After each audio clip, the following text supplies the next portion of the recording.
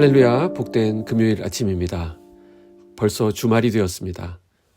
이 사람의 생각과 말은 단순히 머릿속에서만 만들어지는 게 아니죠.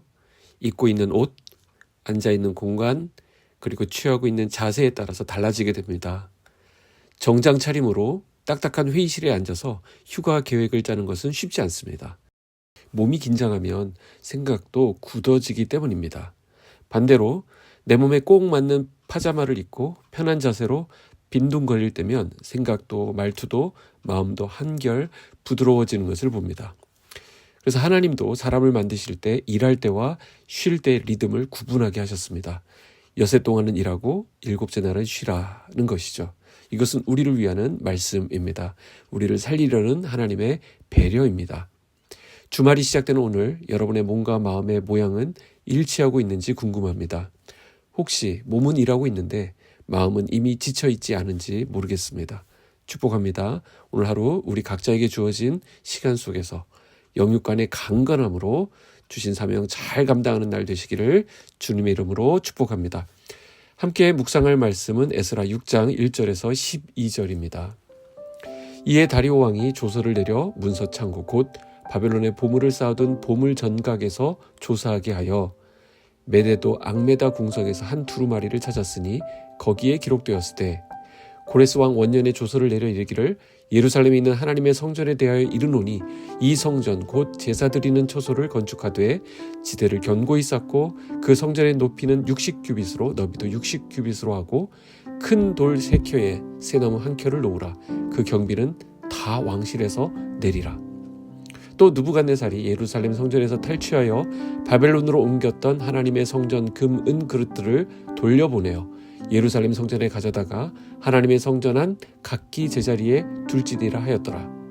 이제 유브라데 강 건너편 총독 다뜨네와 스달보스네와 너희 동간 유브라데 강 건너편 아바삭 사람들은 그곳을 멀리하여 하나님의 성전 공사를 막지 말고 유다 총독과 장로들이 하나님의 이 성전을 제자리에 건축하게 하라.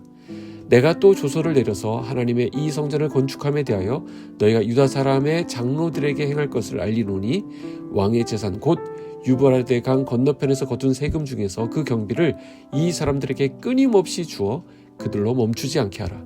또 그들이 필요로 하는 것 곧 하늘의 하나님께 드릴 번제의 수송아지와 수량과 어린 양과 또 밀과 소금과 포도주와 기름을 예루살렘 제사장의 요구대로 어김없이 날마다 주어 그들이 하늘의 하나님께 향기로운 제물을 드려 왕과 왕자들의 생명을 위하여 기도하게 하라.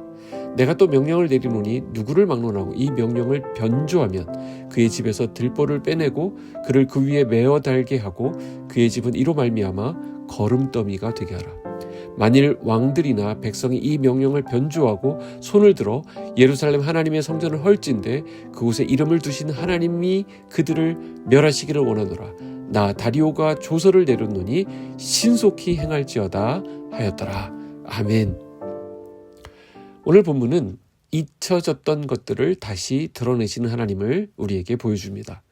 가려지고 닳아 헤어진 문서 속 뿌연 먼지가 쌓인 곡간 한 켠에서 하마터면 잊힐 뻔했던 고레스 왕의 조서가 발견됩니다. 이 문서에는 이렇게 기록되어 있습니다.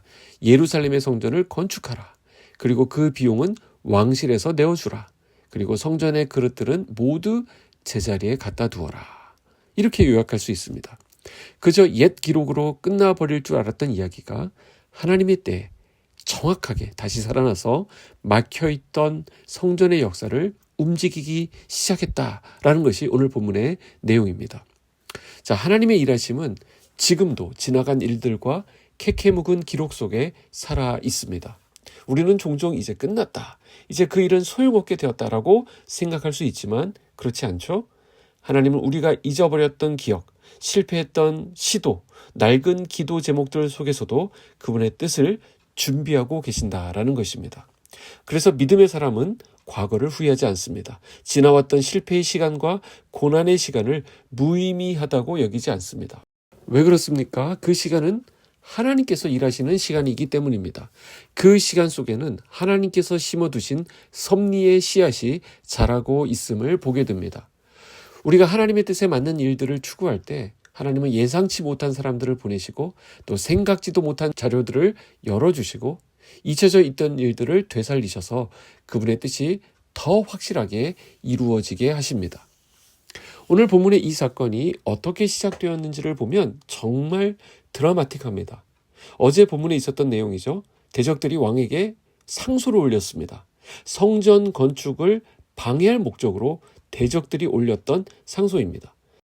자, 여기서 놀라운 일이 벌어집니다. 이 상소가 오히려 하나님의 역사를 드러내는 도구가 된 것입니다. 다리오 왕이 조사를 명하자 2절에 나옵니다. 앙메다 궁에서 한 두루마리를 찾았으니 거기에 기록하였으되. 자, 무슨 말이죠? 상소가 올라왔습니다.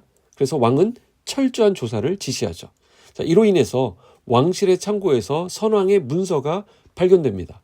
그 두루마리에는 고레스 왕의 조서, 즉 성전은 반드시 재건되어야 된다라고 하는 내용이 담겨 있었던 것입니다.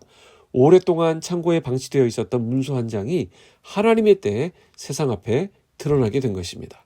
정말 짜릿하지 않습니까? 사람의 눈에는 잊혀진 시간이었지만 하나님께는 정확하게 준비된 시간이었습니다. 묻혀있던 그 두루마리는 하나님의 뜻이 더욱 확실하게 이루어지도록 때를 기다리고 있었던 것입니다. 우리 삶에도 그렇습니다. 아무 일도 일어나지 않은 것 같은 시간들, 기도해도 응답이 없는 것 같은 시간들이 분명 있습니다. 그러나 하나님의 섭리 안에서는 그 모든 시간들이 미래의 증거 자료로 준비되고 있다라는 사실입니다. 이 아침 자녀로 인해 눈물 짓는 부모님들 계시죠? 애매하게 당하는 어려움으로 인해 마음이 힘든 분들도 분명 계실 것입니다. 오늘의 기도, 눈물, 그리고 그 수고는 하나님께서 어느 날 먼지를 툴툴 털어 꺼내시면서 바로 내가 이때를 위해 준비해 둔 것이다 하실 날이 있을 것입니다. 그러므로 낭비처럼 보이는 오늘의 시간조차 하나님의 계획 안에서는 의미 있는 기다림이 되는 것입니다. 다리오 왕은 조서를 확인한 후에 도리어 대적들에게 이와 같이 명령합니다. 왕의 재산에서 성전 건축비를 신속히 주라. 8절 말씀이고요. 그리고 제사에 필요한 모든 것들을 날마다 공급하도록 하여라. 9절, 10절에 나와 있습니다.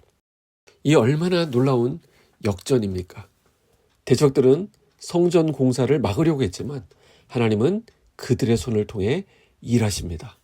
하나님은 대적을 돕는 자로 바꾸시는 분이십니다. 할렐루야죠.